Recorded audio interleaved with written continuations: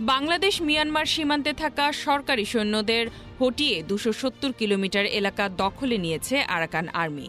এর ফলে Kaladan multi modal transit transport প্রকল্প মুখ থুবড়ে পড়েছে। এই প্রজেক্ট সম্পূর্ণ হলে ভারতের কলকাতা থেকে পণ্য সামগ্রী খুব সহজে রাখাইন প্রদেশের মধ্য দিয়ে মিজোরাম পৌঁছে যাবে। কিন্তু এই রাখাইন প্রদেশ এখন আরাকান আর্মির পুরোপুরি দখলে চলে যাওয়ায় তাদের সে পরিকল্পনা ভেস্তে যেতে বসেছে। এই প্রকল্পটি সম্পন্ন করার জন্য দীর্ঘদিন ধরে রাখাইন প্রদেশে মিয়ানমার সরকারি বাহিনীকে সহায়তা দিয়ে আসছে ভারত সরকার। এখন সেই মিয়ানমার সৈন্যরা পরাজিত হওয়ায় বিপাকে পড়েছে ভারত।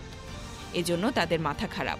তাই আরাকান আর্মি বাংলাদেশ দখল করে নিয়েছে এমন মিথ্যা তথ্য ছড়িয়ে মিজোরামের জনগণের মন রক্ষায় ব্যর্থ চেষ্টা চালাচ্ছে ভারতীয় মিডিয়া।